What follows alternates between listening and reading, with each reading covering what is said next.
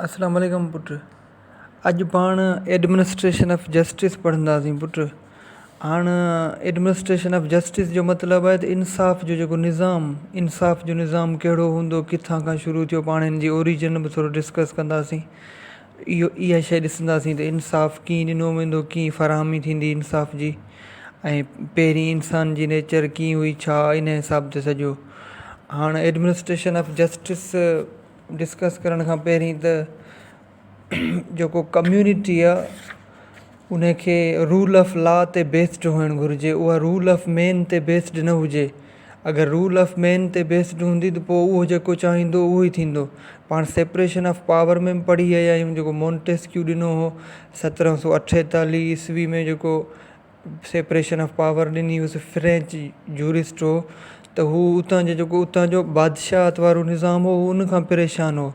त पोइ हुन प्लेटू ऐं एरिस्टोटल जी जेका ट्राईपोलिटिक या ट्राई पार्टी सिस्टम चऊं, उन मां इम्प्रेस थी, उन मां मुतासिर थी, पोइ उन मोंटेस्क्यू इहा शइ ॾिनी त कम्यूनिटी जेका पंहिंजी आहे, पंहिंजी जेका सोसाइटी आहे, उनखे रूल ऑफ लॉ ते बेस्ड हुअणु घुरिजे, रूल ऑफ मैन ते न। हाणे पाण एडमिनिस्ट्रेशन ऑफ जस्टिस डिस्कस पिया कयूं त पाण खे इहा ख़बर हुअणु घुरिजे त जस्टिस आहे छा। ही पेपरनि में बि ईअं ई सुवाल ईंदा त टोड़े पाण खे करणी पवंदी तशरी, इंटरप्रिटेशन करणी पवंदी, हुननि जा जवाब ॾियणा पवंदा, हर शइ अलॻि अलॻि। त पाण पहिरीं जस्टिस ॾिसंदासीं, जस्टिस आहे छा। हाणे अकॉर्डिंग टू सेलमन, हाणे उहो जस्टिस खे डिफाइन करे थो त justice कंसिस्टिस in giving two every man हिज ओन। जेको जस्टिस आहे उहो हर माण्हू खे पंहिंजो ॾियण ते मुश्तमिल आहे, चए थो जंहिंजो जेको बि आहे इंसाफ़ जंहिंखे बि खपे उनखे ॾियो। सालमेंट चवे थो त इंसाफ़ हर माण्हू खे पंहिंजो ॾियण ते मुश्तमिल आहे। ऐं उन खां पोइ जस्टिनियन डिफाइन थो करे। जस्टिनियन चवे थो त जेको जस्टिस आहे उहो wish to render every man his due, मतिलबु हर माण्हू खे संदसि हक़ अदा करणु, उनखे पंहिंजो हक़ ॾियो। जेको बि ख़्वाहिश करे थो वठण जी, जेको बि हुनजो जेको ड्यू मतिलबु बक़ाया जेको इंसाफ़ रहे थो, इंसाफ़ जी अगरि को घुर करे थो त पोइ उनखे इंसाफ़ ॾियो उनजे मुताबिक़। अगरि को अफेंस वग़ैरह थी वेंदो आहे त पाण कोर्ट में हलंदा आहियूं न, पुलिस वग़ैरह में FIR कटराईंदा आहियूं त असांखे इंसाफ़ ॾिनो वञे। जेका पाण घुर कंदा आहियूं, जेको पंहिंजो इंसाफ़ रहे थो जस्टिनियन जे मुताबिक़, the it is called justice, त उनखे पाण जस्टिस चवंदासीं। हाणे स्टेट जेका आहे, हाणे इंट्रो जी तरफ़ हलूं था, एडमिनिस्ट्रेशन ऑफ जस्टिस आहे पाण पढ़ूं पिया न। स्टेट जेका आहे उनखे काफ़ी मुश्किलातुनि जो सफ़र मोह ॾियणो थो पए, काफ़ी मुश्किलातुनि खे मोह ॾियणो थो पए इंसाफ़ ॾियणु, इंसाफ़ जी फ़राहमी करणु वक़्तु सोसाइटी में। हाणे इहो जेको एक्शन जी नेसेसिटी आहे, अगरि हीअ जेको स्टेट पाण खे ॾिए थी, इंसाफ़ जेको ॾिए थी, इहो जेको बि एक्शन करे थी, इन जेको एक्शन आहे, इन जी नेसेसिटी, इन जी ज़रूरत खे ॼाणण जे लाइ पाण खे जेको इंसान जी जेका सभ खां पहिरीं नेचर आहे न, उनखे ॾिसणो पवंदो। हाणे जेको man by nature is a fighting animal. हाणे शुरूआती अगरि नेचर पाण ॾिसूं था त इंसान जेको आहे उहो हिकिड़ो लड़ाकू जानवर आहे, विढ़ंदड़ जानवर आहे। हू हमेशह हुन पंहिंजे ई इंट्रस्ट खे प्रोटेक्ट करण जे लाइ विढ़ियो आहे ऐं विढ़ंदो आहे, पंहिंजे ई इंट्रस्ट खे प्रोटेक्ट करण जे लाइ विढ़ंदो आहे। जॾहिं हुनजो इंट्रस्ट ॿिए कंहिं माण्हू सां तज़ाद में ईंदो त पोइ उनजो नतीजो जेको आहे उहो मुसलसल तकरार, ऐं पोइ इवन एसिताईं जो जंगियूं ऐं इहे बि थियनि थियूं, त मुसलसल तकरार थी वेंदा हलिया। अक्सर तव्हां ॾिसंदो ही जेके पंहिंजा कच्चे वारा इलाइक़ा आहिनि या थोरा जेके बैकवर्ड एरियाज़ आहिनि, उते ई तकरार वग़ैरह हलंदा रहनि था। त उन्हनि जो जेको इंट्रस्ट आहे उहो जेको वायोलेट थो थिए, त हू पंहिंजे इंट्रस्ट खे प्रोटेक्ट करण जे लाइ इहे तकरार वग़ैरह हलंदा रहंदा आहिनि, उन्हनि खे बरक़रार रखंदा आहिनि। हाणे इहो जेको इहा शइ आहे, इनखे अवॉइड करण जे लाइ कंहिंखे हाणे इंटरफेयर करिणो पवंदो, त उन्हनि खे मजबूर कयो वञे इहा शइ पाण फ़ैसिलो न कनि। मतिलबु त उतां खां स्टेट जेको आहे उहो इंटरफेयर करे थी। इहो जेको स्टेट इंटरफेयर करे थी, इहो ॾिसण जे लाइ जेका सिचुएशन आहे सेल्फिशनेस जी, मथां पाण डिस्कस कयो न पुटु, पंहिंजो जेको माण्हू जो राइट हूंदो त पोइ उन लाइ माण्हू विढ़ंदो। ॿिए कंहिंसां हूंदो त पोइ मुसलसल तकरार वग़ैरह या जंगियूं वग़ैरह लॻंदियूं आहिनि, पोइ इंट्रस्ट जे करे ई लॻंदियूं आहिनि। को बि माण्हू हुजे पंहिंजे मफ़ाद खां बग़ैर कोन सोचींदो, जिथे किथे हू पंहिंजो मफ़ाद ई ॾिसंदो। त इहा जेका सेल्फिशनेस वारी जेका प्रैक्टिस आहे, इन खे रोकण जे लाइ स्टेट जेका आहे उहा इंटरफेयर कंदी आहे। हाणे जिते एडमिनिस्ट्रेशन ऑफ जस्टिस जो इंतिज़ामु न हूंदो, एडमिनिस्ट्रेशन ऑफ जस्टिस जो सिस्टम न हूंदो, त उते जेको सोसाइटी आहे उहो जंगल वांगुरु लॻंदी, जिते जेको माइट इज़ राइट जो जेको क़ानूनु आहे उहो प्रिवेल कंदो। माइट इज़ राइट मतिलबु जिसकी लाठी उसकी भैंस। हाणे जंहिंजे हथ में लठ हूंदी ज़ाहिर ॻाल्हि आहे उहो ई ताक़तवर हूंदो न। साॻी पाण बादशाहत वारे निज़ाम जी ॻाल्हि कयूं त मथां डिस्कस करे आया आहियूं, उहो जेको चाहींदो उहो ई थींदो न। ॿिए कंहिं ते को हक़ ई कोन्हे त हू पंहिंजी मर्ज़ी जे मुताबिक़ कुझु करे। त इहा शइ आहे, उन जे करे ई जिथे एडमिनिस्ट्रेशन ऑफ जस्टिस न हूंदो उहा सोसाइटी जंगल जहिड़ी हूंदी, रिज़ेंबल जंगल जहिड़ी लॻंदी, जिते रूल जेको आहे माइट इज़ राइट जेको रूल आहे उहो प्रिवेल कंदो, ऐं जेको माइटी आहे जेको ताक़त आहे उहा could kill and destroy others at its will, पंहिंजी मर्ज़ी ते हू ॿियनि खे तबाह कंदी, मारींदी। उन जे करे स्टेट कुझु पावर इम्पोज़ थी करे इंडिविजुअल्स ते, हाणे पाण इंडिविजुअल चवंदा आहिनि गॾाए करे हर अलॻि अलॻि माण्हू खे, पाण चऊं इंडिविजुअल्स ऑफ पाकिस्तान, मतिलबु हिन में पाकिस्तान जो हर हिकु माण्हू अची वियो। त हीअ जेके लफ़्ज़ आहिनि इहे हर हंधि इस्तेमालु थींदा, त उन जे करे हिननि खे थोरो ज़हन में रखिजो त स्टेट इम्पोज़ थी करे पंहिंजा पावर हर हिक ते, इंडिविजुअल्स ते, मतिलबु त for redress of harms and injuries, जेके बि हुन मतिलबु जेके इंजरी कई आहे, कंहिंखे नुक़सानु अगरि पहुचायो अथसि त उन जे अज़ाले जे लाइ उहो स्टेट कुझु पावर हुन ते इम्पोज़ कंदी आहे, मढ़ींदी आहे, त लागू कंदी आहे, त जेको बि हुन ग़लति कयो आहे, जेको बि हुन ॿिए कंहिंखे हार्म पहुचायो आहे, का इंजरी ॾिनी अथसि, त उन जे लाइ हुनजो अज़ालो अदा करे। ऐं स्टेट जेको उहो ऐं स्टेट जेका उहा मेंटेनेंस ऑफ पीस थी रखणु चाहे सोसाइटी में, ऐं ट्रांक्युलिटी मतिलबु सुकून हुजे हिकिड़ो सोसाइटी में। स्टेट जो मतिलबु ई इहो आहे, पावर ई इम्पोज़ इन जे लाइ थी करे त जेको को ग़लति करे त उन खां अज़ालो वठणु, ॿियो मेंटेनेंस ऑफ पीस हुजे सोसाइटी में, हिकिड़ो सुकून वारो माहौल हुजे। उन जे करे हाणे अॻियां चए थो state does not always need to use force to maintain its writ. हाणे हर वक़्तु चए थो स्टेट खे फोर्स जी ज़रूरत न आहे पवंदी, त हू पंहिंजी रिट खे बरक़रार रखण जे लाइ फोर्स इस्तेमालु करे। अक्सर तव्हां ॿुधो हूंदो न, स्टेट जी रिट या गवर्नमेंट जी रिट नथी हले या नाकामयाबु थी वई। जीअं पाण कचे जो मिसाल वठूं, शिकारपुर ॾांहुं, शिकारपुर साइड खां पोइ कचो शुरू थी वेंदो आहे, त उते जेको स्टेट जी रिट आहे, गवर्नमेंट जी जेका रिट आहे उहा बिल्कुलु बि कोन्हे। उते सरेआम घुमनि पिया, हाणे जेके धाड़ेल आहिनि, डाकू आहिनि, उहे घुमनि पिया सरेआम, उते केरु वञण जे लाइ तयारु कोन्हे। जेके पुलिस जा थाणा आहिनि उहे उन्हनि जा अॾा आहिनि, जेके स्कूल आहिनि उन्हनि खे उहे पंहिंजा अॾा ठाहियो वेठा आहिनि। को स्टेट जी रिट आहे कोन, मतिलबु जेको हू चाहींदा ईअं ई थींदो। त उन जे मुताबिक़ इहा ॻाल्हि पियो करे त हर स्टेट खे हर वक़्तु मतिलबु ज़रूरत कोन्हे त पंहिंजी जेका रिट आहे उनखे फोर्सफुली मतिलबु करे मेंटेन करे। पर अॻियां वरी चए थो, but the very presence of such power and authority makes man obedient. हिन जो हाणे इहो जेको रिट ही जेका करे थी, हिकिड़ो माण्हू ते प्रेशर विझे थी, हर शइ जो पंहिंजी रिट बरक़रार रखे थी, उन जो मक़सदु ई इहो आहे। जेको हिन जी अथॉरिटी आहे, स्टेट जी अख़्तियार आहे स्टेट जो, उन जो मक़सदु ई इहो आहे त माण्हू ओबीडियंट थियनि, स्टेट जे हुन जे क़ानून जे दायरे में रही करे कमु कनि, ओबीडियंट थियनि स्टेट जी तरफ़, अहिड़ो को कमु न कनि जेको क़ानून जे ख़िलाफ़ु हुजे। हाणे origin of administration of justice ॾिसंदासीं। हाणे जेको एंशियंट टाइम हो, पंहिंजो क़दीम टाइम, हुन में चए थो brutal force was used as a means of revenge. जेको वहशियाना हिकिड़ी वहशियाना ताक़त इस्तेमालु कई वेंदी हुई बदिलो वठण जे लाइ, पंहिंजी अथॉरिटी ॾेखारण जे लाइ ॿियनि जे मथां। त इवन हिकिड़े नंढिड़े फ़र्क़ु जे मतिलबु बुनियाद ते हिकिड़ो नंढिड़ो फ़र्क़ु हूंदो हो, उन ते बि इंसाननि जूं जानियूं हली वेंदियूं हुयूं। हाणे बाद में जेको रूल आयो, पोइ अखि जे बदिले अखि, ॾंद जे बदिले ॾंद, इहो रूल प्रिवेल कंदो हो। पाण डेट्रीब्यूटिव थ्योरी पढ़ंदासीं, डेट्रेंट थ्योरी, त उन में इहो थो चए। जो इहो रूल हुते इहो रूल पोइ इन खां पोइ इहो रूल प्रिवेल कंदो हो सभ खां पहिरीं।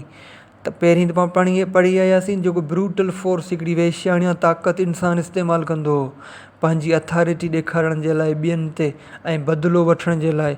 ऐं नंढड़ो फ़र्क़ु हूंदो हो तॾहिं महिल जानियूं हलियूं वेंदियूं हुयूं ठीकु। ऐं उनखां पोइ इन लेटर टाइम्स जेको पहिरियों वक़्तु या बाद वक़्तनि में पोइ rule of eye for an eye and tooth for a tooth prevailed. त अखि जे बदिले अखि ऐं ॾंद जे बदिले ॾंद उहो मौजूदु हो। स्टेट जो अञा को तसवर ई कोन हो त हिते इहो हो त ही बदिलो वठंदा हुआ पंहिंजी अथॉरिटी ॾेखारण जे लाइ। पोइ स्टेट जेको आहे उहो आहिस्ता आहिस्ता ऑर्डर में आई। पोइ जेके डिस्प्यूट आहिनि उहे the settlement of disputes took place through the intervention of powerful state authority. त जेके डिस्प्यूट आहिनि उहे स्टेट हुननि में इंटरवीन कंदी हुई, मुदाख़लत कंदी हुई, हू पंहिंजी अथॉरिटी जे मुताबिक़ हुननि खे हल करणु लॻी। जॾहिं इहो जेको स्टेट जो कॉन्सेप्ट आहे उहो थोरो तब्दील थियणु लॻो, इम्प्रूव कयईं, थोरो हुन में चेंजिंग्स आयूं, त पोइ हिकिड़ो इरा हिकिड़ी शुरू थी, हिकिड़ो दौरु शुरू थियो। इरा मीन्स दौरु। त एडमिनिस्ट्रेशन ऑफ जस्टिस जंहिंमें जेके डिस्प्यूट आहिनि उहे आंदा वेंदा हुआ हिकिड़े जुडिशियल आर्म में। पाण पढ़ी आया आहियूं सेपरेशन ऑफ पावर में त हीउ जुडिशियल आर्म जेको आहे इहो स्टेट जो बाज़ू आहे। जुडिशियल आर्म, जुडिशरी सॼी थी वई जुडिशियल आर्म, हू थी वियो एग्ज़ेक्टिव आर्म ऐं हू थी वियो लेजिस्लेचर आर्म। ठीकु आहे पुटु। त जुडिशियल आर्म में जेके स्टेट जी जेका जुडिशियल आर्म आहे उन में डिस्प्यूट अचणु लॻा। पोइ उहे जेके जजिस वेंदा हुआ हाणे उहे ज़ाहिरी ॻाल्हि आहे जेके जज हूंदा त उहे एजुकेट हूंदा ऐं स्किल्ड हूंदा, स्किल्स हूंदियूं उन में, एक्सपर्ट हूंदा टू इम्पार्ट जस्टिस, इंसाफ़ ॾियण में। त उहे फ़ैसिला करणु लॻा। पोइ जेको एडमिनिस्ट्रेशन ऑफ जस्टिस आहे उनखे ट्रांसफ़र कयो वियो। पाण लेजिस्लेशन पढ़ंदासीं उन में एग्ज़ेक्टिव आहे, एग्ज़ेक्टिव जा जेके पावर आहिनि पोइ उहे सबऑर्डिनेट इदारा आहिनि उहे बि हलाइनि पिया। उन्हनि खे जेके लेजिस्लेटिव जो पंहिंजो जेको इदारो आहे उन पंहिंजा जेके पावर आहिनि उहे डेलीगेट कया आहिनि, डिवाइड न आहिनि कया। हाणे पाण पंहिंजी जेको फेडरल अगरि ॾिसूं गवर्नमेंट आहे, ॿी पंहिंजी प्रोविंशियल गवर्नमेंट आहे। हाणे 18वीं अमेंडमेंट आई हुई त उन में पहिरीं 3 लिस्टूं हुयूं, हिकिड़ी प्रोविंशियल लिस्ट, ॿी फेडरल लिस्ट, ॿी कंकरंट लिस्ट। फेडरल लिस्ट में फेडरल जेका गवर्नमेंट हुई उहे पंहिंजा कमु कंदी हुई ऐं प्रोविंशियल लिस्ट में कुझु कमु ॾिना विया हुआ, तालीम वग़ैरह, सिहत, उहे सूबे खे ॾिना विया हुआ त उहो कमु करे। ऐं जेका कंकरंट लिस्ट हुई त उन में फेडरल जेका असांजी गवर्नमेंट हुई उहा मतिलबु हू मुदाख़लत करे वेंदी हुई। त उन जे करे ज़रदारी साहिबु 18वीं अमेंडमेंट ॾिनी हुई, उन में इहा कंकरंट लिस्ट जेका आहे उहा ख़तमु कई वई हुई। हाणे जेके सूबा आहिनि पंहिंजा उहे बिल्कुलु मतिलबु ऑटोनॉमस आहिनि, उन में पावर डिवाइड थी चुका आहिनि। डेलीगेटेड ऐं डिवीजन ऑफ पावर में फ़र्क़ु ई इहो आहे त जेके डेलीगेटेड पावर हूंदा आहिनि उहे केॾी महिल बि पाण वापसि वठी था सघूं ऐं जेके डिवाइडेड पावर हूंदा आहिनि उहे नथा वठी सघूं। हाणे अगरि फेडरल गवर्नमेंट आहे, अगरि को गवर्नमेंट ॿी का अची वञे थी, उहा अगरि चाहे थी असां इहे सूबनि खां पावर वठूं, जेके ऑटोनॉमस सूबा आहिनि इन्हनि खां इहे पावर वठूं, पोइ पहिरीं उन्हनि खे 18वीं अमेंडमेंट ख़तमु करणी पवंदी, पोइ इहो थींदो, ईअं कोन्ह थींदो। त हाणे हिते अॻियां चए थो त पोइ एडमिनिस्ट्रेशन ऑफ जस्टिस आहे जेको उहो ट्रांसफ़र कयो वियो। जेको प्राइवेट या प्राइवेट इंडिविजुअल्स वग़ैरह आहिनि या ऑर्गेनाइज़ेशन्स वग़ैरह आहिनि कम्यूनिटी में, उन्हनि खे त उहे जेके आहिनि उहे पार्टीज़ जो जेको डिस्प्यूट आहिनि उहे इंडिपेंडेंटली मतिलबु हल कनि। ठीकु आहे पुटु। हाणे पाण पढ़ंदासीं civil and criminal justice system. हाणे जेको क्रिमिनल, हाणे जस्टिस सिस्टम जेको पाण जस्टिस आहे जेको उहो क्रिमिनल हुजे या सिविल हुजे उहो कोर्ट जे थ्रू ई ॾिनो वेंदो आहे। जेका क्रिमिनल कोर्ट में प्रोसीडिंग थींदी आहे उनखे क्रिमिनल प्रोसीडिंग चवंदा आहियूं, जेका सिविल कोर्ट में प्रोसीडिंग थींदी आहे उनखे सिविल प्रोसीडिंग चवंदा आहियूं। हाणे इन्हनि जो पर्पज़ या ऑब्जेक्ट सिविल प्रोसीडिंग जो जेको हूंदो आहे उहो हूंदो आहे राइट ॾियणु, पार्टीज़ खे राइट ॾियणु, उन्हनि खे रिलीफ ग्रांट करणु। जेका बि एग्रीव्ड पार्टी आहे, इंजर्ड पार्टी आहे, जंहिंजो नुक़सानु थियो आहे उन जो अज़ालो कराइणु, मतिलबु हू सिविल कोर्ट जो कमु हूंदो आहे त डिटर्मिनेशन ऑफ राइट, हक़ूक़ जो तयन करणु, त पैसा वग़ैरह या प्रॉपर्टी वग़ैरह उन्हनि खे मोटराए ॾियणु। ठीकु आहे पुटु।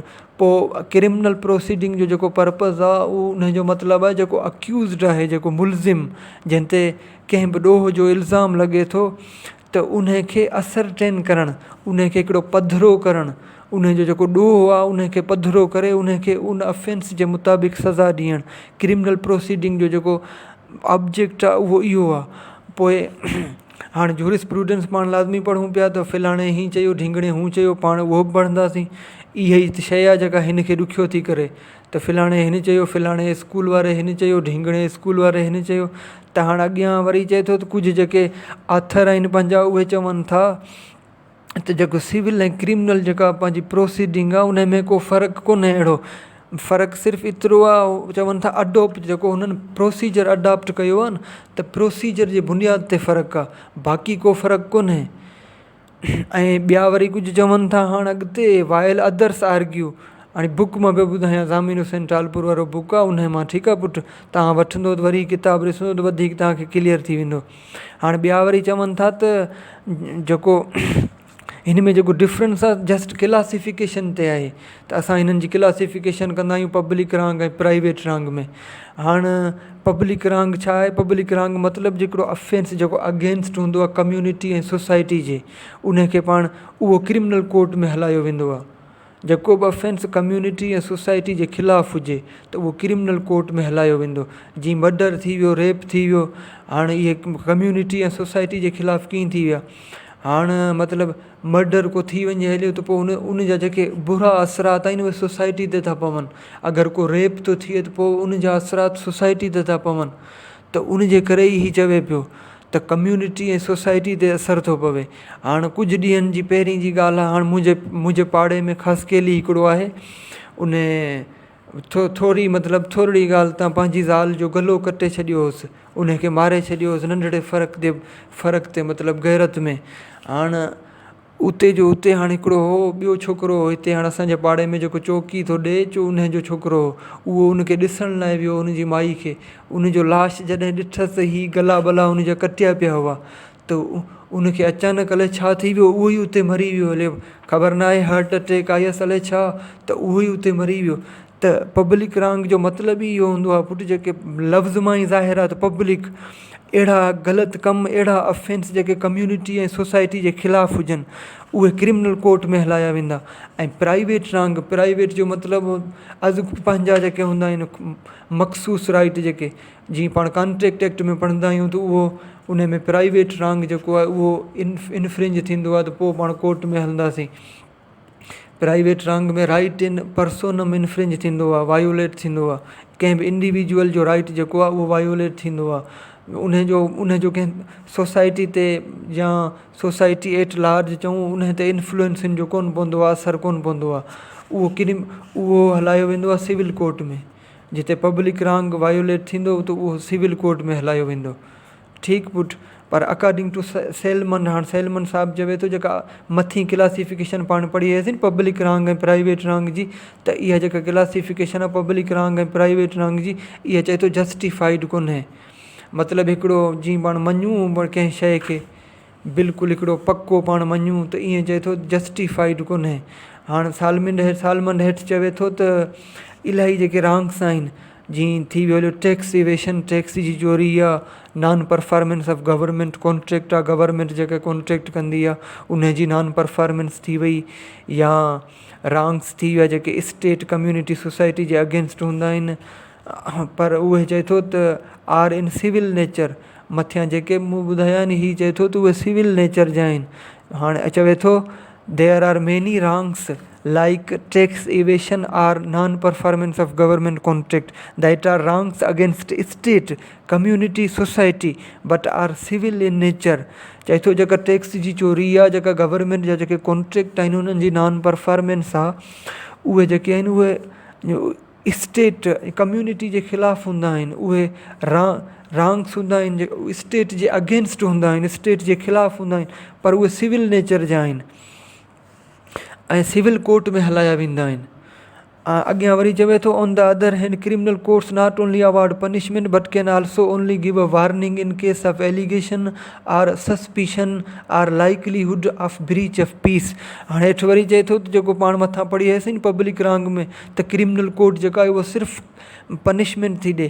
हाणे हेठि साईं सालमन चवे थो त जेको क्रिमिनल कोर्ट आहे उनजो इहो मक़सदु कोन्हे त हर वक़्तु हू पनिशमेंट ॾे, पर के अहिड़ा केस आहिनि जंहिंमें हू वार्निंग बि ॾींदी आहे।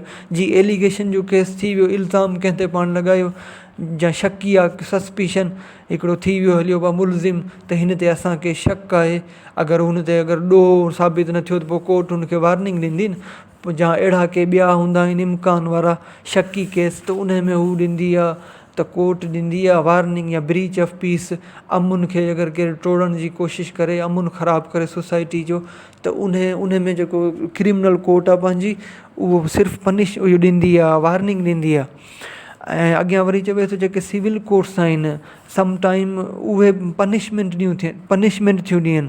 जीअं थी वियो हलियो in case of refusal to honour the decision of the court, अगरि कोर्ट जो सिविल कोर्ट जो अगरि को डिसीशन न मञींदो त पोइ उहो कंटेम्प्ट ऑफ कोर्ट में हलियो वेंदो, कोर्ट जी तौहीन थींदी, त उन सूरत में सिविल कोर्ट उनखे सज़ा ॾेई थी सघे।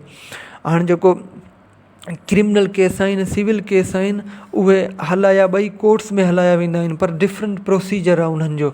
ऐं हाणे वरी चवे थो hence the conclusion is that it is only the procedure that differentiate a civil court with a criminal court and nothing else. चए थो इहो प्रोसीजर ई आहे जेको क्रिमिनल कोर्ट ऐं सिविल कोर्ट खे हिक ॿिए खां जेको आहे उहो अलॻि थो करे ऐं धार थो करे, इन्हनि खे जुदा थो करे। हाणे पाण पढ़ंदासीं जेको पर्पज़ ऑफ क्रिमिनल जस्टिस उहो छा आहे, इन जो मक़सदु छा आहे, पर्पज़ छा अथसि। हाणे जेको पर्पज़ आहे क्रिमिनल जस्टिस, उन जो मक़सदु ई इहो आहे त बाक़ी जेके रांग डूअर आहिनि, ग़लति करण वारा, उन्हनि खे सज़ा ॾियणु। He is punished by the state, उनखे स्टेट सज़ा ॾींदी। जेके बि क्रिमिनल केस हुजनि उहे तव्हां खणी ॾिसो, अॻियां नालो हूंदो हमरा जो जेको ग़लति थो करे, अॻियां वरी हूंदो वर्सिस स्टेट, त उहो स्टेट विच में थी अची वञे।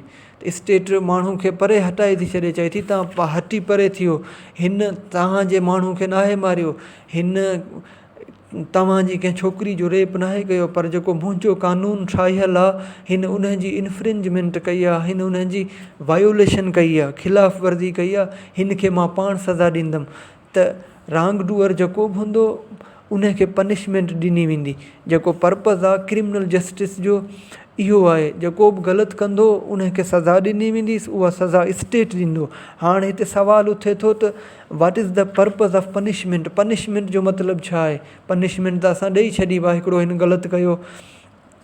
हाणे हिन जा बि हाणे ॿ व्यू आहिनि। चए थो हिकिड़ो generally prevail as answer to this question त one class view that the purpose of punishment is to protect and aid welfare to the state and society. हाणे पहिरियों जेको व्यू आहे, मां हाणे ईअं खणी चऊं त जेको पनिशमेंट जो पर्पज़ आहे उहो प्रोटेक्ट करणु आहे, welfare to the state and society, जेको स्टेट जी भलाई आहे, जो सोसाइटी जी जेका भलाई आहे उनखे प्रोटेक्ट करणु, उन में कुझु वेलफेयर्स माना भलाई एड करणु। जेको स्टेट ऐं सोसाइटी जे वेलफेयर खे मतिलबु त जीअं पाण चऊं त उनखे बरक़रार रखणु, त उन में का शइ अहिड़ी न थिए, उनखे प्रोटेक्ट करणु। हाणे अॻियां वरी चए थो ॿियो जेको व्यू आहे उहो wrong doer must suffer for the wrong committed by him, त उनखे जेको हुन ग़लति कयो आहे त हुनखे उनजी सज़ा ॾिनी वञे, हुनखे उन अज़ियत मां गुज़ारियो वञे, त उहो बि उन शइ में मुब्तला हुजे न। उहो खून करे आयो आहे त हुनखे बि ख़बर पए न त खून कीअं थींदो आहे। त इहो मक़सदु आहे। ॿियो मक़सदु इहो थी वियो हले। हाणे पाण वटि 5 थ्योरियूं थियूं अचनि क्रिमिनल जस्टिस सिस्टम में।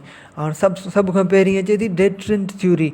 हाणे इन जो जेका थ्योरी आहे, this theory states that the punishment is given to an offender so that other like minded persons are deterred from committing that wrong act out of fear. इन जो मतिलबु इहो आहे डेटरेंट जो, त अहिड़ी सज़ा ॾियणु, अहिड़ी ख़ौफ़नाक सज़ा ॾियणु त जीअं जेके ॿिया माण्हू आहिनि उहो हुन साॻिए ई ॾोह करण खां डिॼनि। इन जो मतिलबु इहो आहे त हुननि खे डेटर कराइणु, डिॼारणु, त हू वरी इहो को गुनाह न कनि। अहिड़ी का सज़ा ॾियणु जीअं अॻे दौर में हू पिंजरनि ते माण्हुनि खे लेटायो वेंदो हो, सज़ा ॾिनी वेंदी हुई, पोइ उनजे मथां चूहा छॾिया वेंदा हुआ, सम्झो पिया न, माउस कुआ जो उहे छॾिया वेंदा हुआ उन्हनि जे मथां, त उन्हनि खे बुखियो रखियो वेंदो हो चूहनि खे, त हू बुखिया हुजनि 1 ॾींहं 2 ॾींहंनि जा 3 ॾींहंनि जा। पोइ जेको बि ग़लति कंदो हो त उनखे ॾियारी में ॿधी करे उनखे सॼो पोइ उन ते चूहा छॾिया वेंदा, उहो उनखे खाईंदा हुआ उन जे मांस खे। त इन जो मक़सदु हिन जो इहो आहे त अहिड़ी सज़ा ॾियण जी ॿिया जेके माण्हू आहिनि उहे उन खां इबरत वठनि। साॻी जेको कमु आहे, साॻी जेको ॾोह आहे उन करण खां हू डिॼनि। हीअ जेका थ्योरी आहे उहा इंग्लैंड में 19th सेंचुरी में प्रिवेल कंदी हुई। हिन जो जेको हीअ अॻियां वरी चए थो, the result was that severe and inhuman punishments. हिन जेको आहे the result was that severe, हिन जो जेको मतिलबु जेको नतीजो आहे त सेवर मतिलबु कंहिंखे धमकाइणु या डेॼारणु न। सेवर जो मतिलबु इहो कोन्हे, सेवर मतिलबु ख़तमु करणु, जेको सेवर मतिलबु ख़तमु करणु घटि। हिन जो नतीजो जेको मतिलबु इहो ई आहे त ख़तमु करणु। अॻियां वरी चवे थो इन ह्यूमन पनिशमेंट, जेके बि पनिशमेंटूं आहिनि, हिकिड़ो ख़ौफ़ज़दा जेके पनिशमेंटूं आहिनि उहे ॾियणु। Were given for minor offences like pickpocketing was punished with punishment of death. अगरि को जेब वग़ैरह कतरींदो त उनखे बि डेथ जी सज़ा ॾिनी वेंदी हुई। शदीद, सेवर जो मतिलबु हूंदो आहे शदीद, जेको हिन जो रिज़ल्ट ई इहो चए थो त इहो आहे शदीद क़िस्म जी सज़ा ॾियणु। जीअं हींअर ॿुधायमि जेको पिक पॉकेटिंग वग़ैरह या को अहिड़ा के माइनर ऑफेंस हूंदा हुआ त उन ते बि डेथ जी सज़ा ॾिनी वेंदी हुई। त सिंपल हिन जो जेको मक़सदु हो, मतिलबु हो त अहिड़ी सज़ा ॾियणु, अहिड़ी मतिलबु हिकिड़ी ॻरी सज़ा ॾियणु जंहिंमां उहो अॻियां जेके माण्हू आहिनि, ॿिया माण्हू आहिनि, उहे सबक़ु वठनि ऐं वरी उहो साॻियूं ॾोह न कनि। हाणे अचे थी प्रिवेंटिव थ्योरी। प्रिवेंट लफ़्ज़ जो मतिलबु ई इहो आहे त रोकणु। पुटु अगरि को चोरी करे थो त पोइ हुनजा हथ कटे छॾियो, वरी हू चोरी कंदो ई कोन, हुनजा हथ ई कोन हूंदा, किथां चोरी कंदो। अगरि को ट्रैफ़िक रूल टोड़े थो, उन्हनि जी वायोलेशन करे थो त हुनजो ड्राइविंग लाइसेंस खसे वठो। हुन वटि ड्राइविंग लाइसेंस हूंदो ई कोन त हू किथां ड्राइविंग कंदो। हिन जो सिंपल मक़सदु ई इहो आहे त जेको बि ॾोह जेको करे थो त उनखे उहा शइ हुनजी ख़तमु करे छॾियो त वरी हू दुबारा न करे। पोइ अचे थी रिफॉर्मेशन थ्योरी। रिफॉर्मेशन लफ़्ज़ जो मतिलबु ई इहो हूंदो आहे तब्दीलियूं आणणु।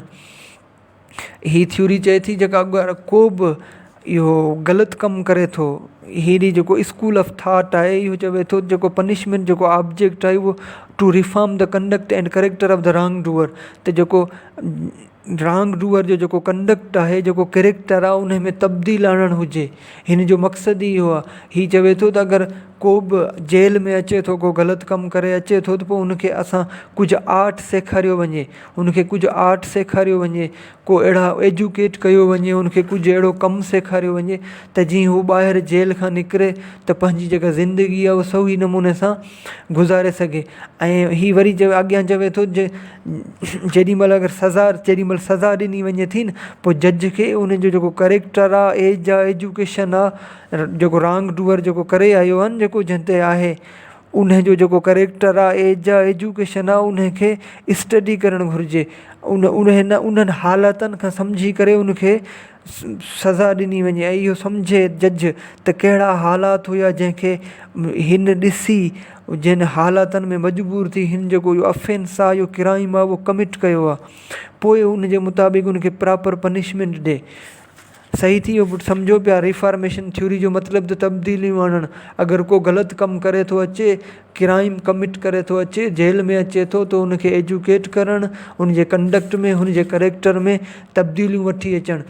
त हुनखे कुझु आर्ट वग़ैरह सेखारियो वञे, हुनखे को अहिड़ो कमु सेखारियो वञे त जीअं हू सुभाणे जेल मां निकिरे ऐं पंहिंजी ज़िंदगी सही नमूने सां गुज़ारे सघे। ठीकु। अॻियां अचे थी retribution theory. This is the old school based on the practice of I and tooth for a truth rule.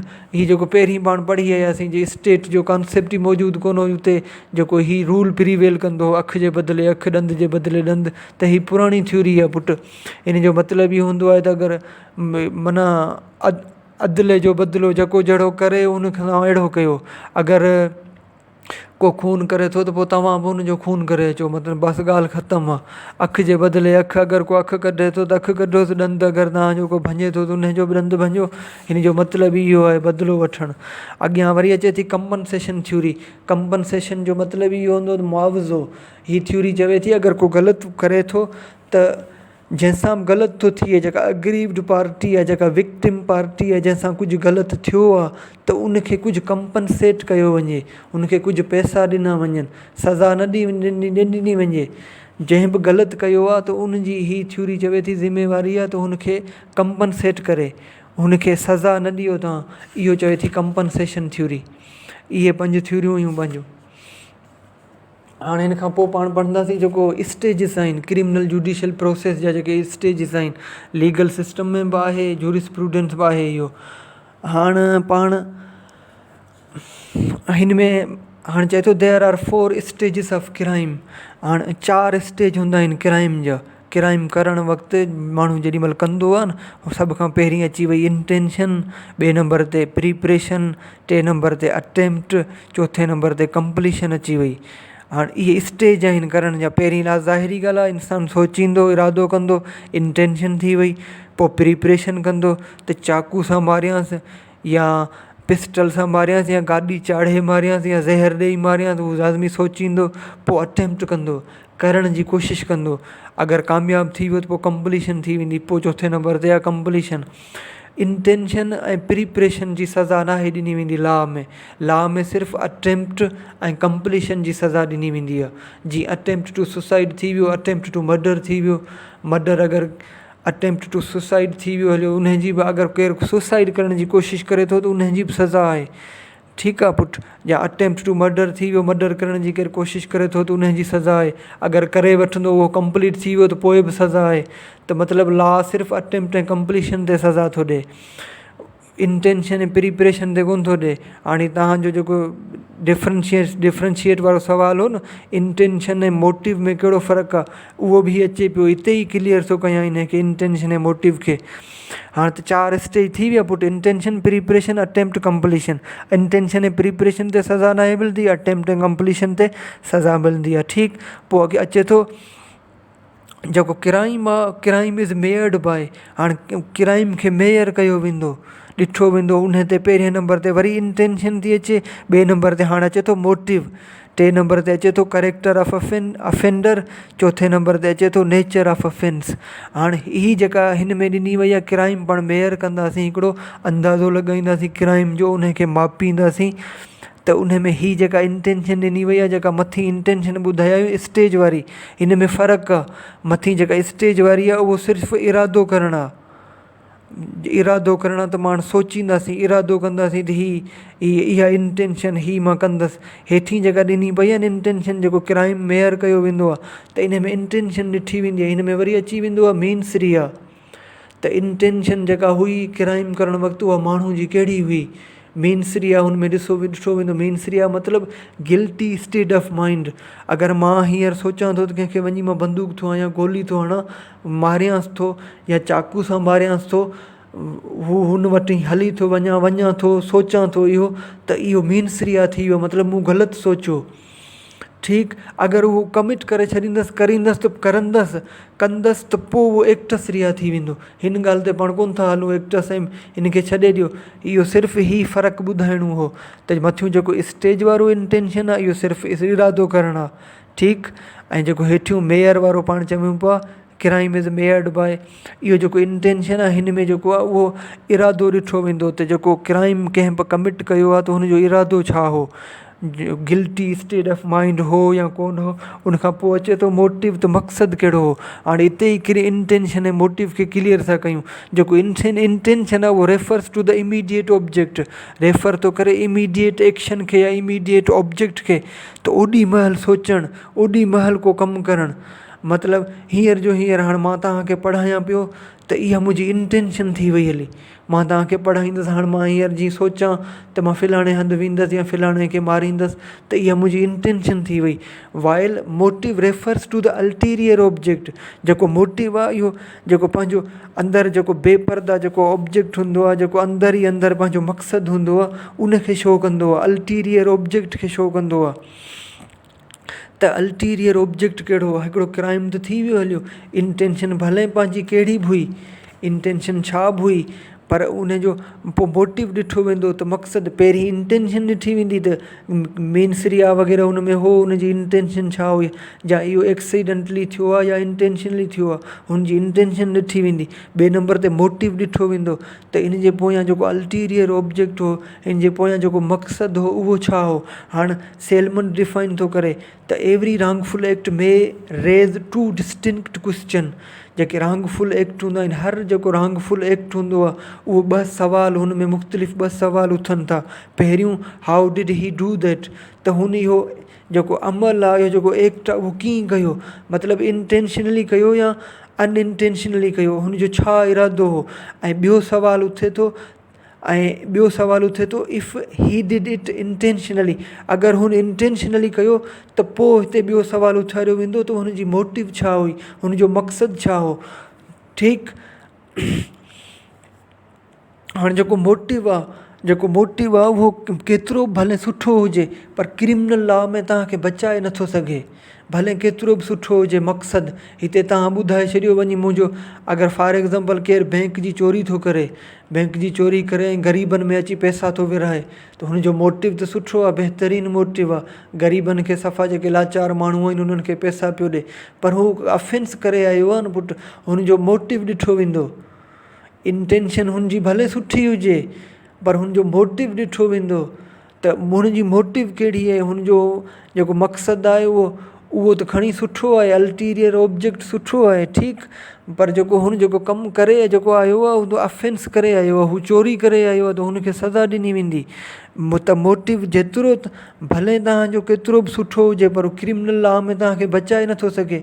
ऐं मोटिव केतिरो बि ख़राबु हुजे, क्रिमिनल लॉ में उनजी पनिशमेंट कोन मिलंदी तव्हांखे, जेसिताईं हू कंहिं क़ानून जी वायोलेशन न करे।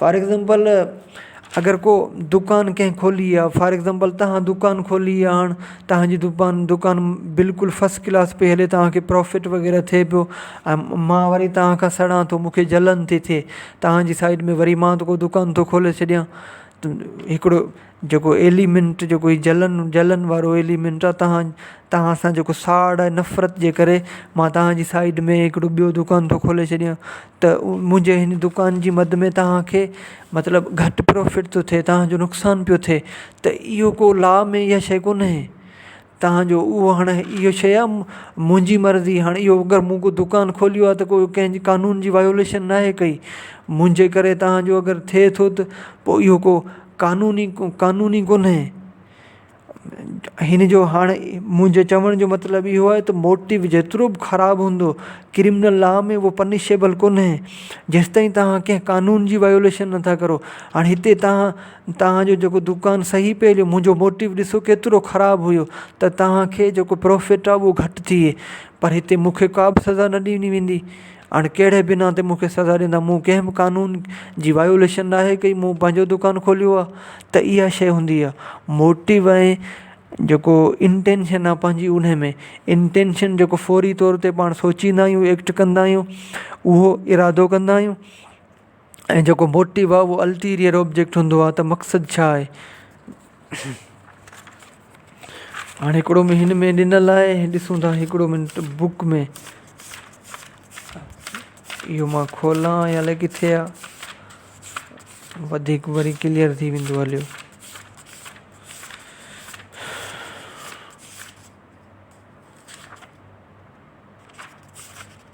हा, इंटेंशन ऐं मोटिव हिन में ॿुधाए थो त intention is the desire knowledge with which act is done. हिकिड़ो इंटेंशन हूंदी आहे, डिज़ायर नॉलेज हूंदी आहे, त माण्हू ख़्वाहिश थो करे या मुंहिंजे नॉलेज में हूंदो आहे उहो एक्ट जेको मां करण वारो आहियां, त इहा थी वई मुंहिंजी इंटेंशन। अॻियां वरी चवे थो the which act is done, जेको एक्ट कयो वेंदो मुंहिंजी नॉलेज या डिज़ायर सां, जेका मां ख़्वाहिश कंदुसि, but the object of intention that is the ulterior object is it's motive. मतिलबु जेको इंटेंशन ॾिठो वेंदो, इंटेंशन जो जेको मक़सदु कहिड़ो आहे, अल्टीरियर ऑब्जेक्ट ॾिठो वेंदो, मोटिव ॾिठो वेंदो, त कहिड़े इरादे सां इहो कुझु जेको कमु कयो वियो आहे इहो कयो वियो आहे, इन जे पोयां छा हो। जीअं हेठि एक्सप्लेनेशन ॾिनल आहे, हुन में मिसाल आहे, if be killed A as a हैड किल्ड बीज़ फादर, हाणे जेको ए आहे उन बी जे पी खे मारे छॾियो ऐं बी वरी ए खे मारे छॾियो, त हिते हाणे बी जेको आहे हुन छो मारियो ए खे? सिधी ॻाल्हि आहे त पलांद वरितईं, हिकिड़ो बदिले में मारियईं न, त ए जेको आहे उन बी जे पी खे मारियो त बी हुनखे मारे छॾियो बदिले में, त इहो थी वियो अल्टीरियर ऑब्जेक्ट बी जो, त मक़सदु इहो हो बी जो।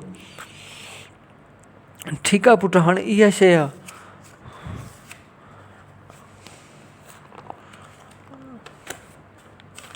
हाँ, स्टेजिस पाण पढ़ियासीं पिए त हाणे क्रिमिनल में की जेको क्राइम आहे उहो मेयर्ड बाय इंटेंशन ऐं मोटिव थी वियो, करेक्टर ॾिठो वेंदो उन खां पोइ।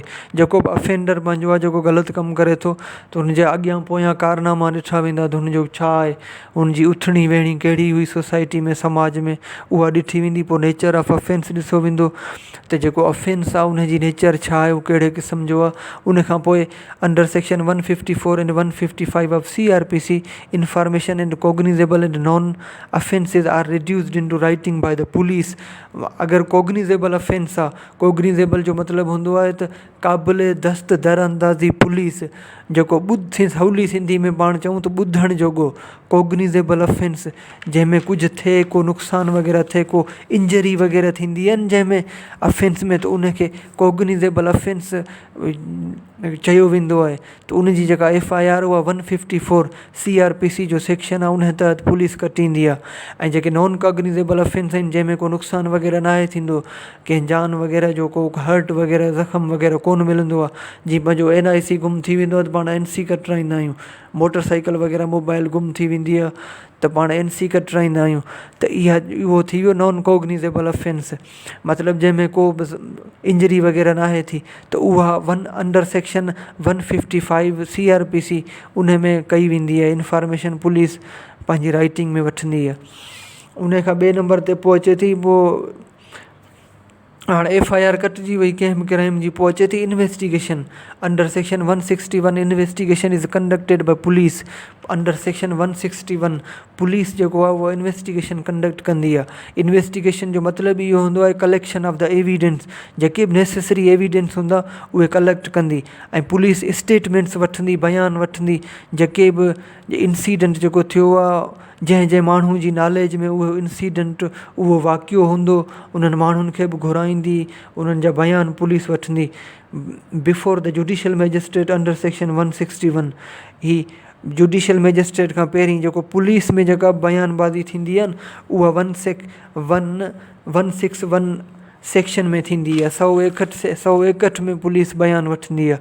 ठीकु, पोइ चालान पेश कंदी आहे। ही इन्वेस्टिगेशन अगरि पुलिस मुतमइन थी वई त असां इन्वेस्टिगेशन वग़ैरह सभु कुझु कंप्लीट करे छॾी आहे, त पोइ चालान जमा कराईंदी पुलिस, चालान जमा कराईंदी अंडर सेक्शन 170 में पुलिस खे।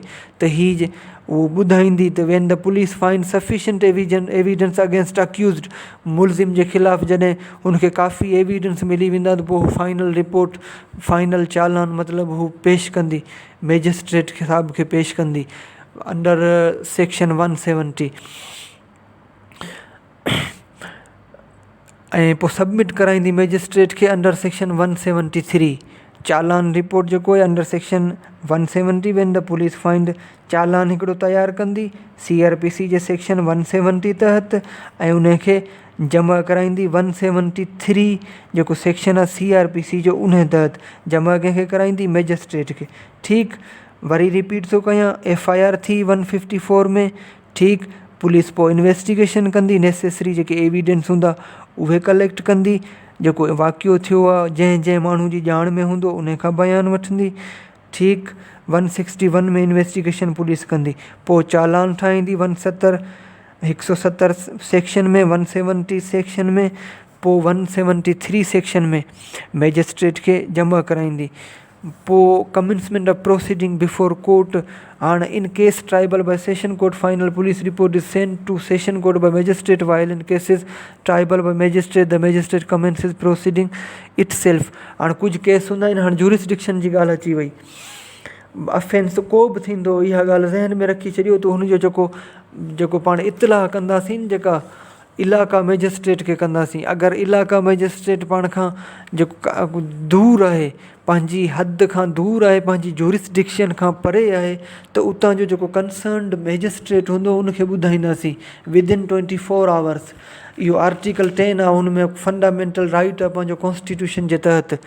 त कंहिंखे माण्हू इलीगल डिटेन नथो करे सघे। अगरि 24 कलाकनि ताईं पुलिस ज़ाहिर नथी करे त पोइ पाण हेबियस कार्पस जी रिट में हलिया वेंदासीं, पोइ उहा थी वेंदी illegal detention.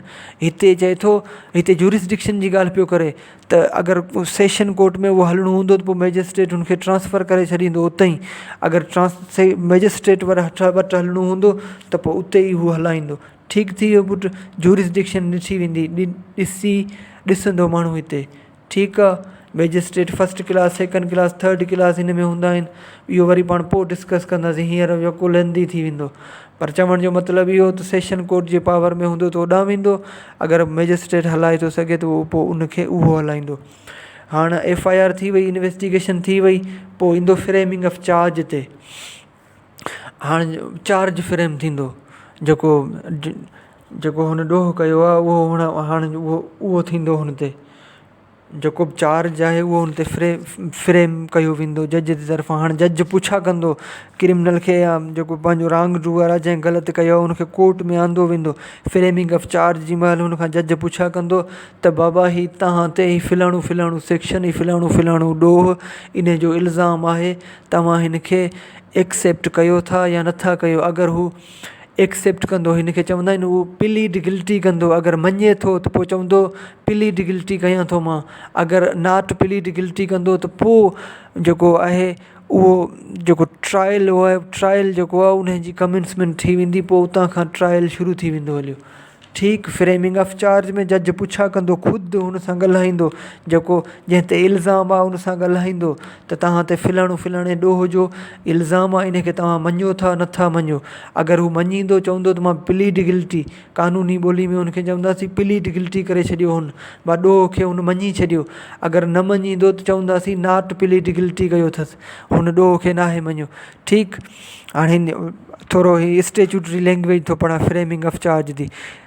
Criminal proceedings in police cases start by framing the charge. Police case जेके बि हूंदा आहिनि क्रिमिनल प्रोसीडिंग में फ्रेमिंग ऑफ चार्ज खां शुरू थींदा आहिनि। द अक्यूज़्ड जी जेका फ्रेमिंग ऑफ चार्ज आहे उन खां। An accused is asked to plead guilty or not to the accusations revealed against him। अगरि हू प्लीड गिल्टी थो करे या जेके हुन ते बि इल्ज़ाम लॻल आहिनि हुनखे नथो मञे, if accused plead guilty, the judgment is announced, whereas if the accused plead not guilty and that he prefer to trial। साॻी ॻाल्हि अची वञे जेका ॿुधायूं। अगरि नॉट प्लीड गिल्टी थो करे त पोइ उतां ई जजमेंट अची वेंदी, जज फ़ैसिलो ॿुधाईंदो, सज़ा ॾेई छॾींदसि। अगरि नॉट प्लीड गिल्टी थो करे त पोइ मतिलबु हू प्रीफर पियो करे त मुंहिंजो ट्रायल हलायो वञे, त हितां खां ट्रायल शुरू थी वेंदो। उनखां पोइ प्रोसिक्यूशन पंहिंजा एविडेंस खणी ईंदी। पाण पढ़ी आहियूं जेको FIR पहिरीं ॿुधायो क्रिमिनल प्रोसीजर में, त जेको बि थिए थो त स्टेट सज़ा थी ॾे। हाणे हिते अची वेंदो प्रोसिक्यूशन, उहो जेको स्टेट जो माण्हू हूंदो, ADPP वग़ैरह रखियल हूंदा आहिनि स्टेट जा सरकारी वकील 17 ग्रेड में, उहे ईंदा आहिनि केस खे उहे हलाईंदा आहिनि। ठीकु आहे पुटु, हाणे प्रोसिक्यूशन एविडेंस जमा कराईंदी कोर्ट में, पोइ डिफेंस विटनेस ईंदा। जेको बि डिफेंस आहे, पाण वारो डिफेंस पार्टी आहे, उन जा विटनेस ईंदा, उन जा गवाह ईंदा। उनखां पोइ थींदी फाइनल आर्ग्यूमेंट वकीलनि जे विच में थींदी आहे। उतां स्टेट जो वकील ईंदो, हितां डिफेंस वकील हूंदो, इन्हनि जे विच में फाइनल आर्ग्यूमेंट थींदी। ऐं हाणे पोइ final stage of criminal trial judgment आहे, final trial to be announced by the judge culminating the trial by either acquitting the accused of the alleged offence। जेको हुन ते इल्ज़ाम आहे ऑफेंस जो अक्यूज़ड ते, उनखे या त पोइ अक्विट कंदो, अक्विट मतिलबु बरी करणु, या उनखे अक्विट कंदो या पोइ उनखे पनिश कंदो या पोइ उनखे सज़ा ॾींदो। अक्विट कंदो या कन्विक्ट कंदो, पनिश न चइजो, या अक्विट कंदो या कंदो छा चवंदासीं कन्विक्ट, या अक्विट कंदो या कन्विक्ट कंदो। अक्विट मतिलबु बरी कंदो, या पोइ कंदो कन्विक्ट मतिलबु उनखे सज़ा ॾींदो। ठीकु आहे पुटु, जजमेंट में इहा शइ ईंदी। या पोइ ॿी टी कंडीशन ईंदी आहे, प्रोबेशन ते मोकिलींदो। प्रोबेशन जो मतिलबु हूंदो आहे त आज़माइश ते, उनखे कंहिं पुलिस वारो अगरि कोई SHO आहे, SP आहे, DSP या कोई जज आहे, उनजे घर या उन जे हिसाब किताब में किथे नौकिरी ॾेई छॾींदा, आरज़ी नौकिरी ॾेई छॾींदा का त भाउ तव्हां हुनजे घर रहो, हुनजी ख़िदमत कयो। पोइ उते हू पुलिस वारो जेको हूंदो हुनजे कंडक्ट खे कंदो ऑब्ज़र्व। अगरि हू जंहिं ग़लति कयो आहे, जंहिंखे प्रोबेशन जे पीरियड ते मोकिलियो वियो आहे, आज़माइश जे पीरियड ते मोकिलियो वियो आहे, त पोइ अगरि हू ठीकु थी थो वञे त पोइ हुनखे अक्विट कयो वेंदो, बरी कयो वेंदो। अगरि अञा बि हुनजे मतिलबु करेक्टर में को सुधार नथो अचे त पोइ हुनखे सज़ा ॾिनी वेंदी। प्रोबेशन में सम्झ में अची वियो प्रोबेशन त आज़माइश लाइ मोकिलींदी आहे कोर्ट, हुनखे इहो पावर हूंदो आहे। पोइ हिन खां पोइ अची वञे थी appeal. Every judgment of criminal trial ending acquittal of an accused is appealed before the high court. हाणे जेको कॉन्स्टिट्यूशन जो आर्टिकल आहे 417 417 417 उन तहत अक्यूटल जी अपील कई वेंदी आहे हाई कोर्ट में।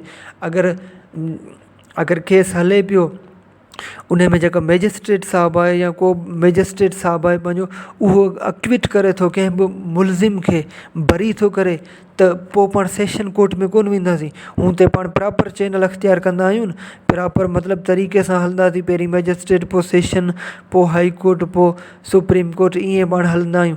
पर अगरि हिते कंडीशन आहे, अगरि अक्विट कंदो त पोइ आर्टिकल 417 में हाई कोर्ट में वेंदी उहा अक्यूटल अपील। ठीकु, अगरि कन्विक्ट कंदो त पोइ जेको सुपीरियर कोर्ट हूंदी हुन में वेंदो, मतिलबु जेको सेशन कोर्ट आहे उन में वेंदो। ठीकु, हाणे थोरो वरी हिनखे मां समराइज़ थो करियां, वाइंड अप था कयूं हिनखे।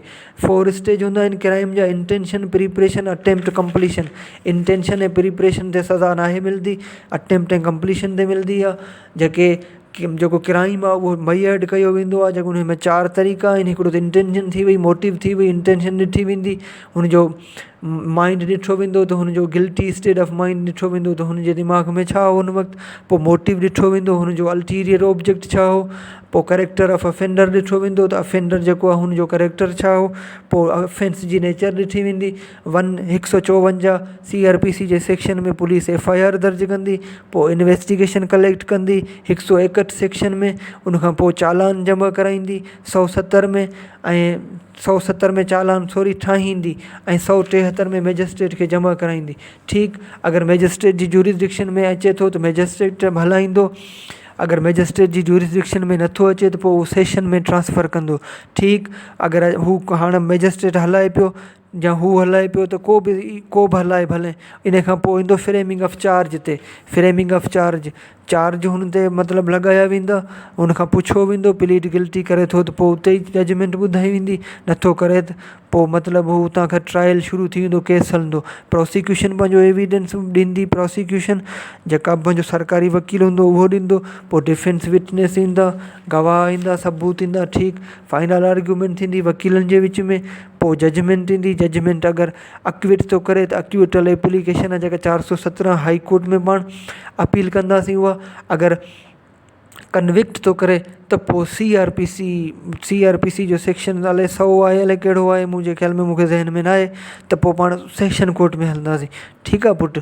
हाणे हिन में बेल जो बि हक़ु अचे थो।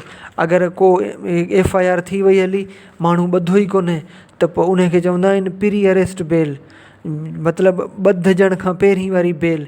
उहा पाण उहो बि हक़ु अची वेंदो आहे बेल वठण जो। अगरि को बेल वठे त पोइ बेल वठी सघे थो ॿधजण खां पहिरीं। अगरि ॿधजी वियो त उनखे चवंदा आहियूं प्री पोस्ट बेल। ॿधजी वियो उन खां पोइ वरी हू बेल वठंदो। ठीकु आहे पुटु। बेल वारो थोरो इहो रुॻो नाला ज़हन में रखिजो। प्री अरेस्ट बेल जेका ॿधजण खां पहिरीं थींदी आहे, प्री पोस्ट बेल जेका ॿधजण खां पोइ थींदी आहे। ठीकु, हाणे अचूं था सिविल जुडिशियल प्रोसेस ते। सिविल जुडिशियल प्रोसेस, सॉरी हा हू पाण पढ़ी छॾियो। सिविल जुडिशियल प्रोसेस हाणे पाण पढ़ंदासीं। हिकिड़ो मिंट।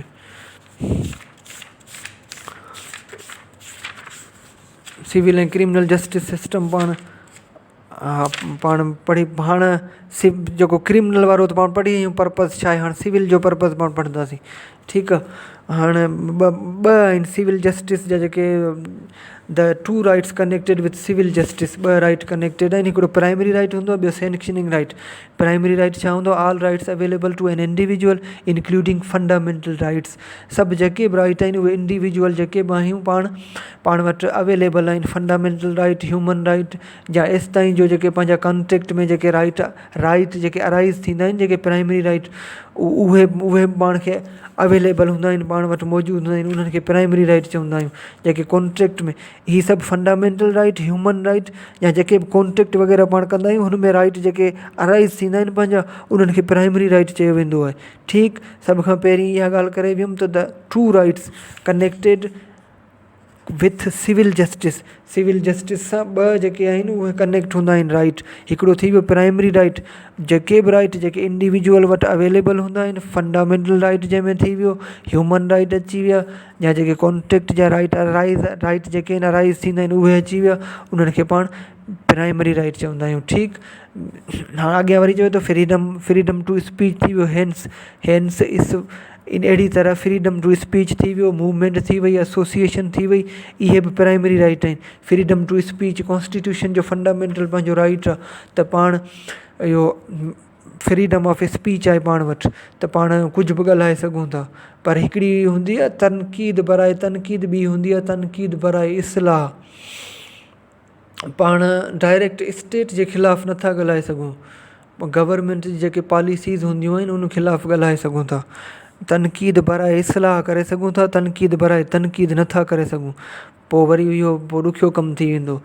ठीकु आहे पुटु, सलाह वग़ैरह ॾियणी आहे त पोइ उन दायरे में तनक़ीद करे था सघूं, इहो पाण वटि हक़ु आहे। फ्रीडम टू स्पीच, मूवमेंट पूरे पाकिस्तान में हली था सघूं। ठीकु, एसोसिएशन, कुझु माण्हू मिली करे का एसोसिएशन ठाहियूं त उहा बि ठाहे था सघूं, इहा पंहिंजी प्राइमरी राइट आहे। ठीकु, पोइ अचे थो sanctioning right. If once primary right is violated, अगरि कंहिंजो प्राइमरी राइट वायोलेट थींदो, ख़िलाफ़ वर्ज़ी हुनजी कई वेंदी, then he has the right to approach court of law for redress of his grievances and enforcement of his right.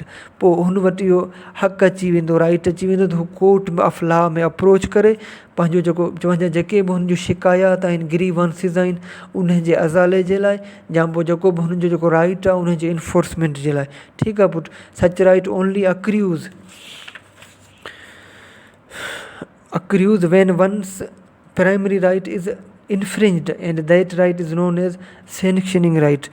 हा, चए थो सच राइट ओनली accrues, इहे राइट सिर्फ़ु उन महिल जमा कया वेंदा आहिनि जेॾीमहिल जेको कंहिंजो बि जेको प्राइमरी राइट आहे न उहो वायोलेट कयो वेंदो आहे, त उन महिल and that right is non as sanctioning right, त उनखे सैंक्शनिंग राइट चयो वेंदो आहे।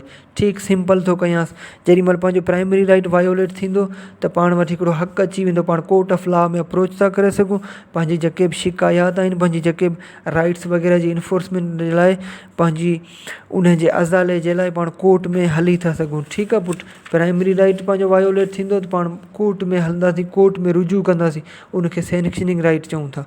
ठीकु, इहे ई शयूं हाणे पढ़ंदासीं। क्रिमिनल सिविल जुडिशल प्रोसेस, उहो हुनजो पर्पज़ पाण पढ़ी छॾियो।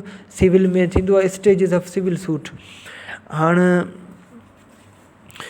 जेको सिविल पंहिंजो सूट आहे उहो फाइलिंग ऑफ प्लेंट खां शुरू थींदो आहे। ऑर्डर 1 रूल 2 CPC में प्लेंट फाइल कई वेंदी आहे, दावा फाइल कई वेंदी आहे। उनखां पोइ हुन दावा जी रजिस्ट्रेशन, नंबर यादि रखिजो, पहिरें नंबर ते फाइलिंग ऑफ प्लेंट, हेडिंग सां ॿुधायां पियो, नंबर ॿुधाईंदो ईंदसि, इहे हेडिंग ॾींदा अचिजो। ठीकु आहे, नंबर 1 ते फाइलिंग ऑफ प्लेंट थी वई हली, ऑर्डर ऐं रूल खे छॾे ॾियो, हिन स्टेज ते यादि नथा बीहनि, सेक्शन ऑर्डर रूल उन्हनि खे छॾे ॾियो। हींअर सिर्फ़ु तव्हां नाला ज़हन में हुजनि। सिविल जेको बि जुडिशल प्रोसेस आहे, पहिरीं पाण फाइलिंग ऑफ प्लेंट हूंदो, प्लेंट फाइल कंदासीं कोर्ट में, पोइ जेको सीनियर सिविल जेको जज हूंदो उहो ऑर्डर कंदो रजिस्ट्रेशन जो, 2 नंबर ते अचे थी रजिस्ट्रेशन। सिविल जेको सीनियर सिविल जज हूंदो उहो रजिस्ट्रेशन जो हुनखे ऑर्डर कंदो ऐं हुनखे नंबर हिकिड़ो असाइन कंदो। जेको केस खे हिकिड़ो सिविल जज जेको आहे न उहो केस खे नंबर असाइन कंदो। जीअं FIR वग़ैरह थींदी आहे न, FIR वग़ैरह कॾहिं का ॾिसो त मथां नंबर लिखियो पियो हूंदसि 107 पोइ / 2022 मतिलबु हू सम्झी वञिजो जेका ही 2022 जी 107वीं FIR आहे ईअं त ही नंबर हिकिड़ो अलाट कंदो हुन जेको प्लेंट पाण जमा कराई हुनखे द असाइनी सिविल जज देन register it in his on court and proceeds with scrutiny. ठीकु पुटु, पहिरीं रजिस्टर कंदो सीनियर सिविल जज, पोइ हुनखे नंबर अलाट कंदो, नंबर हिकिड़ो असाइन कंदो, पोइ जेको असाइनी सिविल जज हूंदी उनखे पाण वटि रजिस्टर कंदी पंहिंजी कोर्ट में, पोइ हुनखे हलाईंदी। 3 नंबर ते हाणे अचे थो सर्विस ऑफ डिफेंडेंट। हाणे सर्विस ऑफ डिफेंडेंट अची वियो, हिन में छा आहे सबमिशन ऑफ रिटन स्टेटमेंट।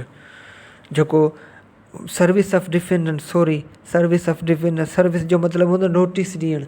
जेको डिफेंडेंट आहे, जेको पाण पंहिंजी प्लेंट में डिफेंडेंट खे पाण जेको ॼणाईंदासीं न, डिफेंडेंट जंहिंखे जेको मुद्दा अलिया हूंदो, प्लेंटिफ मतिलबु मुद्दई ऐं डिफेंडेंट जेको हूंदो उहो मुद्दा अलिया।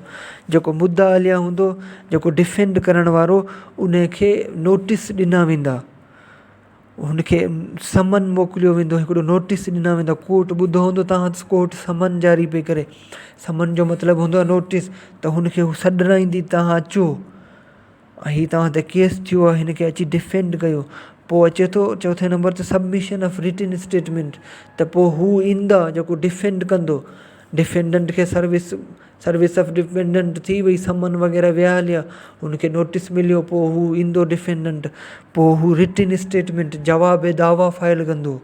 पाण जेका प्लेंट फाइल कई हुई हू वरी हुनजो जवाबु मोकिलींदो, रिटन स्टेटमेंट, इनखे चवंदा आहिनि जवाब दावा, हू जमा कराईंदो। द रिटन स्टेटमेंट में be filed on the first day of hearing.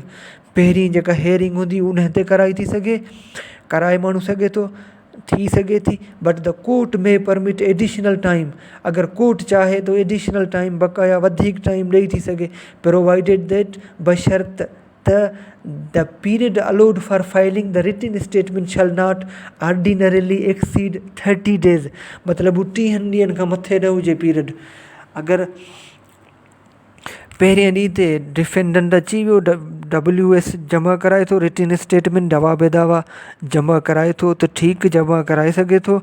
अगरि नथो कराए त पोइ उन में कोर्ट हिकिड़ो टाइम हूंदो, 30 ॾींहंनि जो टाइम ॾिनल हूंदो आहे कोर्ट जी तरफ़ खां, या कोर्ट एडिशनल टाइम पाण खे ॾेई थी सघे। 30 ॾींहंनि जो हिकिड़ो टाइम हूंदो आहे। CRP CPC में इहो लिखियो पियो आहे, रिटन स्टेटमेंट जो जेको जवाब दावा आहे हुनजो जमा कराइण जो जेको टाइम हूंदो आहे उहो 1 महीने जो हूंदो आहे। ठीकु आहे पुटु। उनखां पोइ 5 नंबर ते अचे थी इंटरमीडिएट डेट। अगरि महीने जे अंदरि कंहिं WS रिटन स्टेटमेंट न कराई, जमा न कराई, त पोइ अचे थी हाणे 5 नंबर ते इंटरमीडिएट डेट। हाणे कोर्ट पंहिंजी डिस्क्रेशन ते, पंहिंजी पावर ते हिकिड़ी विच वारी तारीख़ ॾींदी, त बाबा ही फलाणी तारीख़ तव्हांखे ॾियां पियो, जज चवंदो त इन ते WS जेका रिटन स्टेटमेंट आहे उहा पंहिंजी जवाब दावा आहे उहा पंहिंजी जमा करायो कोर्ट में। ठीकु। हाणे पोइ अचे थो फार्मुलेशन ऑफ इशूज़ या फ्रेमिंग ऑफ इशूज़। क्रिमिनल में थी थिए फ्रेमिंग ऑफ चार्ज फ्रेम थो करे जेको जज हूंदो आहे उहो। हाणे हिन में थींदो फ्रेमिंग ऑफ इशू। प्लेंट तव्हां ॾिसंदो उहा वॾी हूंदी आहे, अमूमन इलाही कुझु पाण हुन में लिखंदा आहियूं। हाणे हुन मां जज हुनखे इंटरप्रेट कंदो, हुन में जेके कुझु अहिड़ा 3-4 इशू हूंदा जेके जज खे लॻंदा वाक़ई हिन खे ही ॿुधण जोॻा आहिनि, हुननि खे हू हाईलाइट कंदी, हू हुनखे ॿुधाईंदी। पोइ अॻियां जेको बि केस हूंदो उन्हनि इशूअनि ते हलंदो, त इहे फ्रेमिंग ऑफ इशू थींदा। उनखां पोइ प्लेंटिफ एविडेंस ईंदा, पोइ 9 नंबर ते डिफेंडेंट एविडेंस ईंदा, 10 नंबर ते फाइनल आर्ग्यूमेंट थींदी वकीलनि जे विच में, 11 नंबर ते ईंदी जजमेंट, कोर्ट फ़ैसिलो ॿुधाईंदी, वॾो फ़ैसिलो, हुन में सभु कुझु लिखियलु हूंदो। जजमेंट जेका हूंदी आहे उहा इलाही तफ़सीली हूंदी आहे। 12 नंबर ते अचे थो drawing up decree. Section 33 CPC जे तहत डिक्री थी ड्रा करे, कोर्ट डिक्री थी ॾिए। डिक्री जो मतिलबु फाइनल फ़ैसिलो कोर्ट जो। हीअ पने ॾेढ ते मुश्तमिल हूंदो आहे, नंढिड़ो फ़ैसिलो, उनखे डिक्री चवंदा आहियूं। जजमेंट वॾी हूंदी आहे। हाणे अॻियां चए थो when judgment is pronounced the court formulates a decree based on it. जेॾी महिल जजमेंट प्रोनाउंस कई वई ॿुधाई वई त पोइ उन जे बेस ते डिक्री ॾिनी वेंदी। The decree contains the number of the suit. Degree में डिक्री में ई हूंदो नंबर, जेको सूट जो जेको नंबर आहे, केस जो नंबर आहे, उहो डिक्री में हूंदो। The names and description of the parties, जेके बि नाला आहिनि या डिस्क्रिप्शन बयान वग़ैरह आहिनि पार्टीज़ जा, उहे बि ॾिना वेंदा। And specifies clearly the relief granted or other determination of the suit. जेको बि हुननि खे राइट वग़ैरह ॾिनो आहे वियो आहे त पोइ उन में स्पेसिफिकली स्पेसिफाइज़, उन में बिल्कुलु सर्टेनली यकीनन लिखियो वेंदो। ठीकु आहे पुटु। तेरहें नंबर ते अचे थी एग्ज़ीक्यूशन ऑफ डिक्री। मतिलबु एग्ज़ीक्यूशन जो मतिलबु हूंदो आहे त जेको कोर्ट फ़ैसिलो कयो उनखे अमल दरामद करणु। हाणे जेको जजमेंट ॾींदी, पोइ कोर्ट ॾींदी आहे डिक्री, पोइ पाण वटि हक़ ईंदो आहे अपील जो। अपील 3-4 महीननि जो वक़्तु हूंदो आहे, मुंहिंजे ख़्याल में 3 महीननि जो। पाण वटि वरी लिमिटेशन एक्ट बि आहे न, हिकिड़ो अपील जो बि वक़्तु हूंदो आहे, केस FIR कराइण जो बि हिकिड़ो पीरियड हूंदो आहे, केस फाइल करण जो, प्लेंट फाइल करण जो करूं था। हर सूट जेको बि हुनजी नोयत आहे लिमिटेशन एक्ट में लिखियो पियो आहे, त हुनजो हिकिड़ो मख़सूस टाइम पीरियड रखियो वियो आहे। जीअं हिकिड़ो तव्हां मैक्सिम ॿुधी हूंदी नेचुरल जस्टिस जी, त justice delayed, justice denied, justice delayed, justice denied. अगरि देरि कंदो इंसाफ़ वठण में त पोइ जस्टिस जेको इंसाफ़ आहे उहो मिलण खां डिनाए करे वेंदो, तव्हांखे कोन मिलंदो। त हिते इहा ई शइ ॿुधाए पियो त जेको डिक्री ॾींदी सेक्शन 33 में कोर्ट, त उन जे ख़िलाफ़ु पोइ हिकिड़ो टाइम पीरियड ॾिनो वेंदो। अगरि अपील में केरु वञे थो त अपील में वञे भले, अगरि अपील में नथो वञे त पोइ जंहिं फाइल कई हुई न प्लेंट, उहो एग्ज़ीक्यूशन ऑफ डिक्री में वेंदो, त जेको बि कयो आहे कोर्ट फ़ैसिलो कयो आहे उनखे अमल दरामद करायो वञे। ठीकु आहे पुटु, इहो ई हो।